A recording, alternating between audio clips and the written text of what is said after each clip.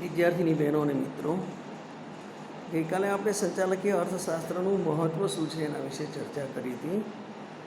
અને સંચાલકીય અર્થશાસ્ત્ર અને અર્થશાસ્ત્ર વચ્ચે શું સંબંધ છે, કઈ રીતે સંચાલકીય અર્થશાસ્ત્રના સિદ્ધાંતોનો ઉપયોગ કરવામાં આવે છે. અલબત્ત એનું જે તે સ્વરૂપ રહેતું નથી, એનું સ્વરૂપ બદલાઈ જાય છે, કારણ કે સમય, પરિસ્થિતિ, સંજોગો બધું બદલાતું હોય છે. પણ એ જે સિદ્ધાંતો છે એ સિદ્ધાંતોને વ્યવહારમાં એનું સ્વરૂપ બદલીને કેવી રીતે અમલમાં મૂકી શકાય એ એનું મહત્ત્વ બતાવે છે. એના વિશેની આપણે ચર્ચા કરી હતી.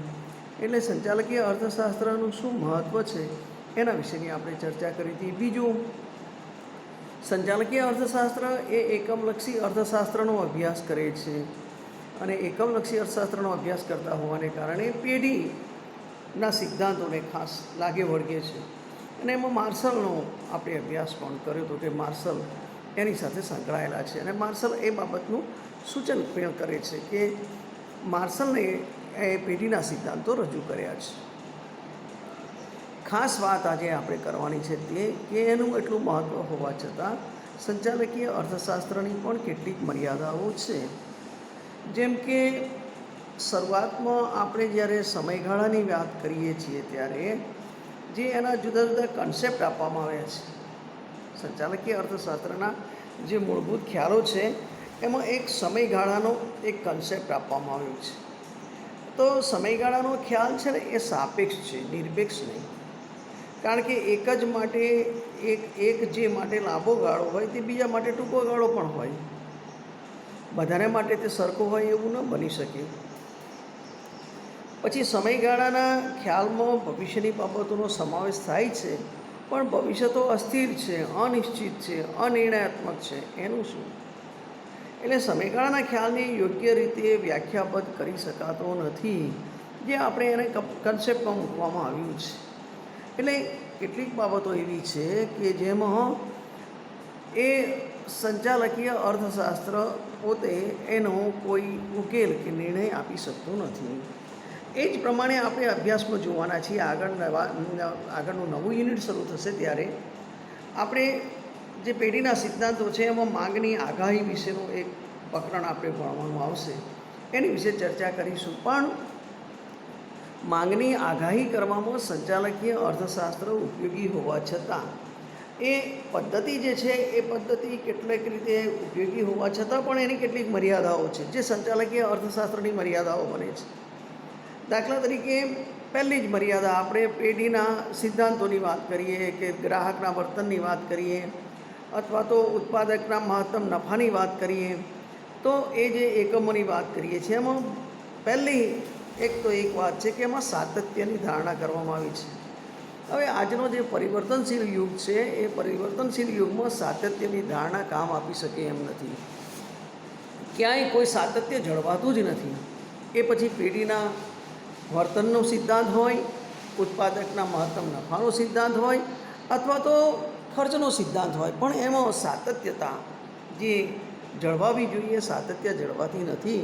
કારણ કે આજનો જે સમય છે, આજનો જે યુગ છે એ પરિવર્તનશીલ યુગ છે, અને પરિવર્તનશીલ યુગમાં સાતત્યની ધારણા રાખવી એ ઠીક નથી. માંગની આગાહી જે કરવામાં આવે છે અર્થશાસ્ત્રના સિદ્ધાંતો દ્વારા, સંચાલકીય અર્થશાસ્ત્રમાં એના સ્વરૂપમાં ફેરફાર કરીને માંગની જે આગાહી કરવામાં આવે છે એ આગાહી ભાગ્યે જ સાચી પડતી હોય છે, કારણ કે એમાં એક કરતાં અનેક પરિબળો કામ કરતા હોય છે. આ પદ્ધતિ માત્ર ટૂંકા ગાળા માટે જ ઉપયોગી હોય છે, લાંબી ગાળેથી બિલકુલ ઉપયોગી હોતી નથી. વલણ રેખાના વળાંક બિંદુ અને તેના સંદર્ભમાં માંગની આગાહીનું કાર્ય અત્યંત દુષ્કર છે.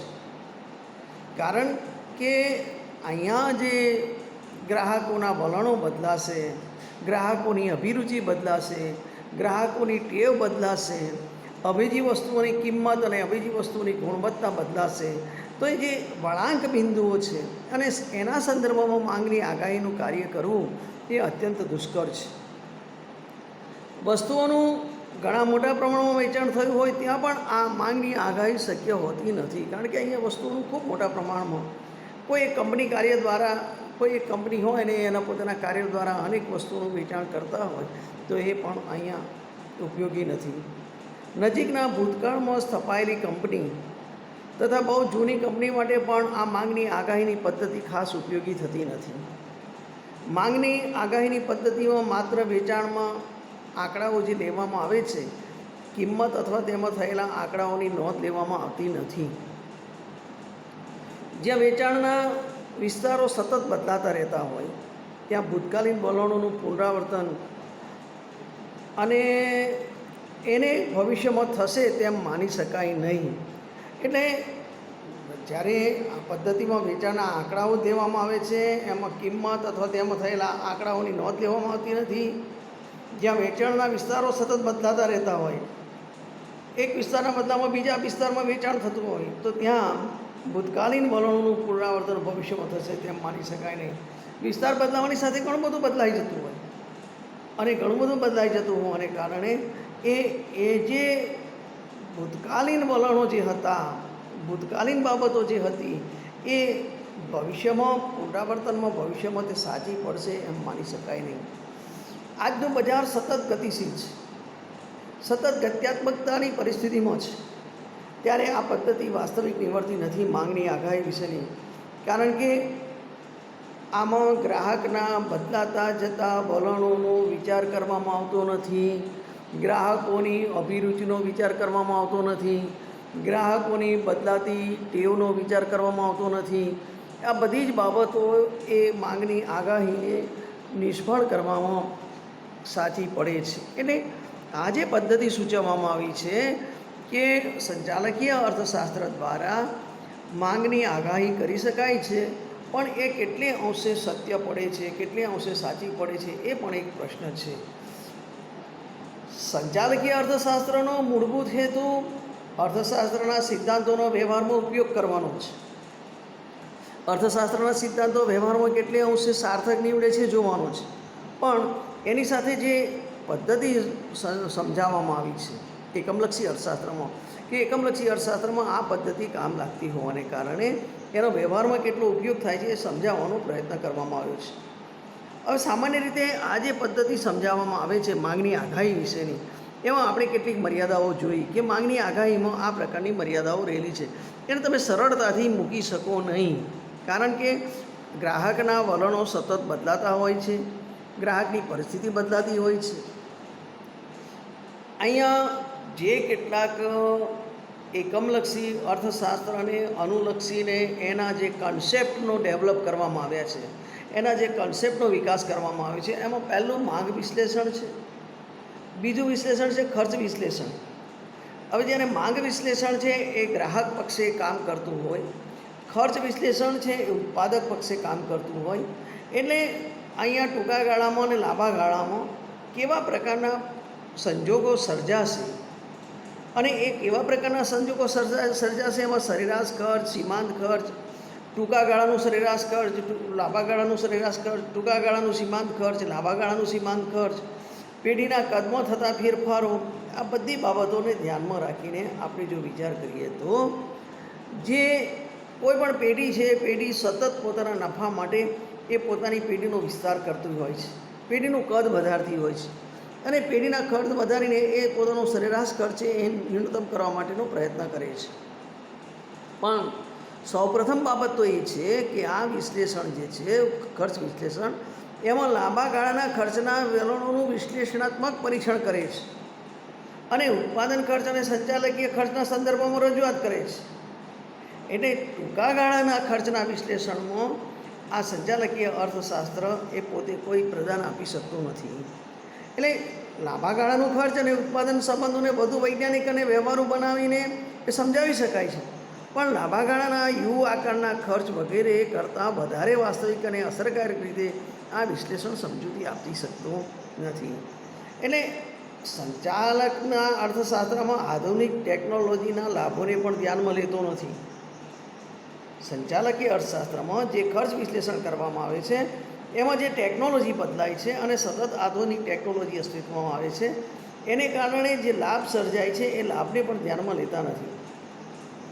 લાંબી ગાળે મોટા પાયા પર ઉત્પાદન કરવું પડે છે અને એનું સંચાલન કરવું પડે છે, એટલે સંચાલકીય ખર્ચમાં પણ વધારો થાય છે. પણ એ આ વિશ્લેષણના તારણો સાથે આપણે સહમત થઈ શકીએ તેમ નથી, કારણ કે અત્યારે કોમ્પ્યુટર અને ટેલિકોમ્યુનિકેશનના સાધનો અને અત્યાધુનિક સાધનો અને સવલતોને કારણે તેમજ અદ્યતન પ્રકારની સંચાલકીય ટેકનોલોજીને કારણે મોટા પાયા પર ઓછા ખર્ચે સંચાલન થઈ શકે છે. અને જે મોટા પાયા પર ઉત્પાદન થાય છે એ મોટા પાયા પર ઉત્પાદન થતું હોવાને કારણે પણ લાભો પણ મળે છે. અને જો આમ થાય તો લાંબા ગાળાનો સરેરાશ ખર્ચનો વક્ર છે એ યુ આકારનો હોઈ શકે જ નહીં. જે સંચાલકીય અર્થશાસ્ત્રમાં દર્શાવવામાં આવ્યું છે કે ખર્ચ વિશ્લેષણમાં ઉત્પાદનના પક્ષે લાંબે ગાળે સરેરાશ ખર્ચનો વક્ર એલ આકારનો હોય છે. એ એલ આકારનો હોઈ શકે જ નહીં, કારણ કે અત્યારે જે આધુનિક સગવડો ટેકનોલોજીની વિકસતી જાય છે એને કારણે એ શક્ય નથી. આ ઉપરાંત ક્યાં સુધી થઈ શકશે અને ક્યારે તે સ્થિર બને છે તેની ચોક્કસ અને નક્કર સમજૂતી પણ આ વિશ્લેષણ આપી શકતું નથી.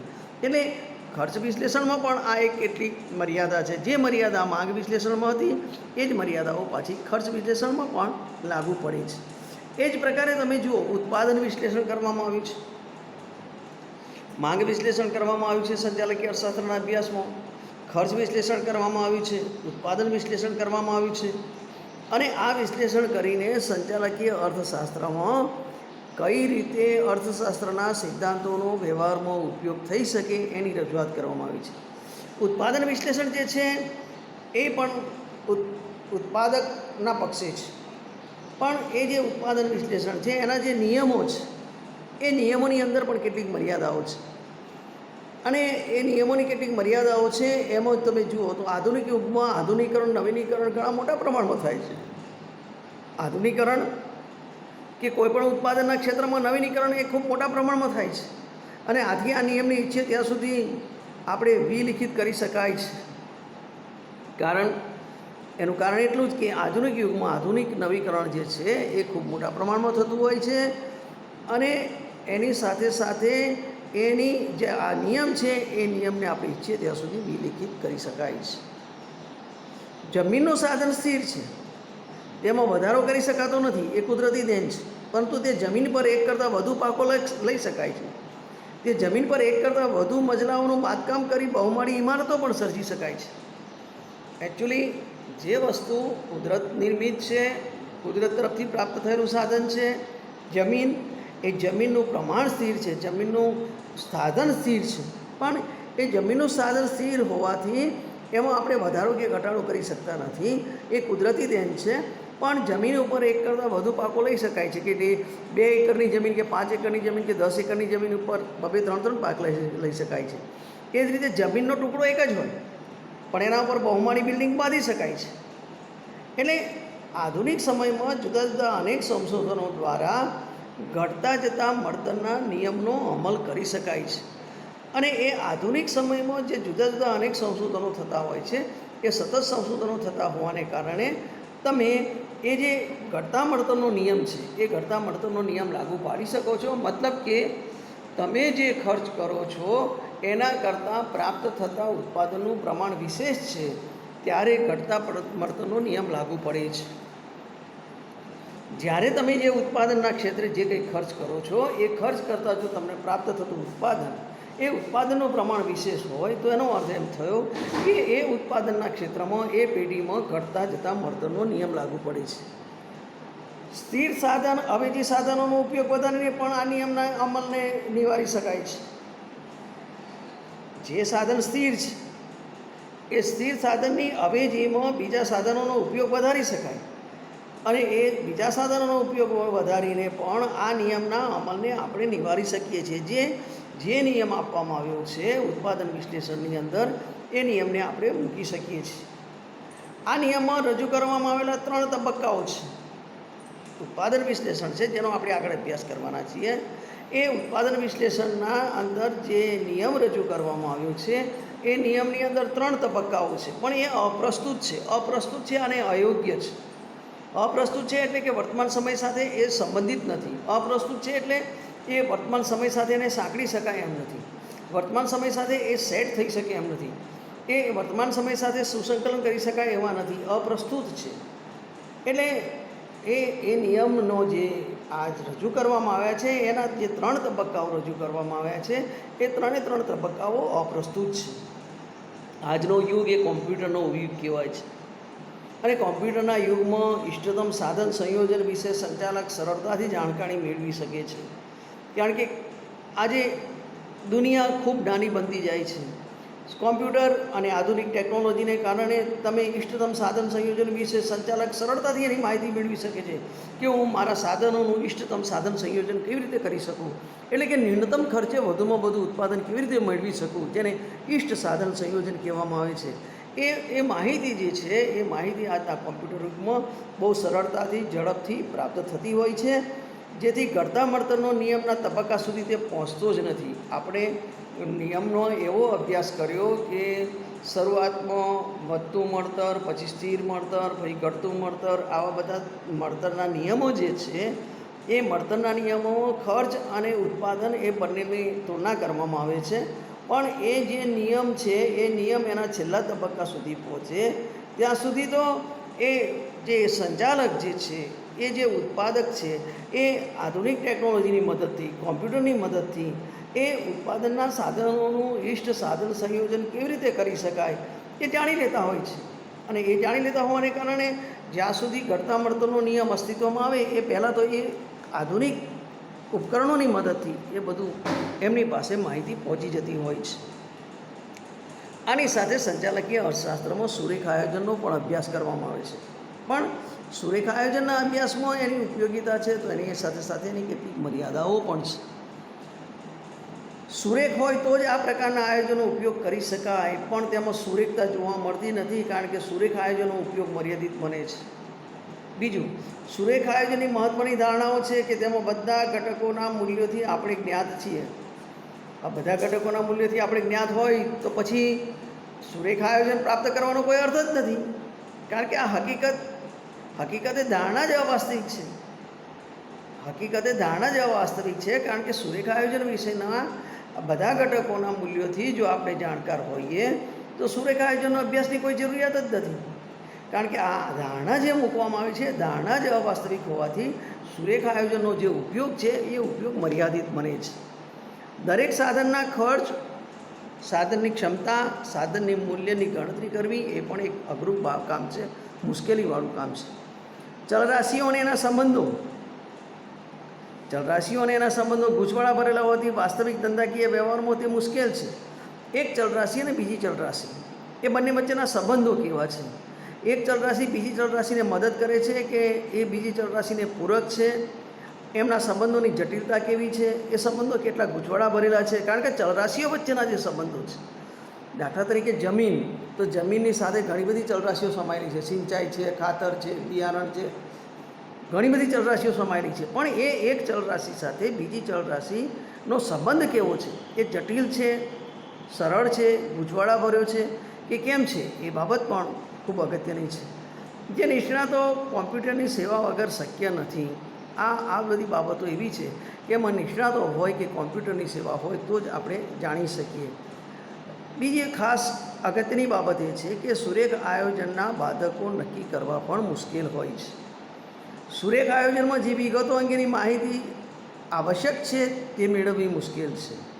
ચલરાશિઓ વચ્ચે પ્રમાણસર સંબંધની ધારણા બિલકુલ અવાસ્તવિક છે કે આ બે ચલરાશિઓ વચ્ચે પ્રમાણસર સંબંધ છે એવી ધારણા કરવામાં આવી છે, જે બિલકુલ અવાસ્તવિક છે. ક્યારેય બે ચલરાશિઓ વચ્ચે પ્રમાણાત્મક સંબંધ હોતો નથી.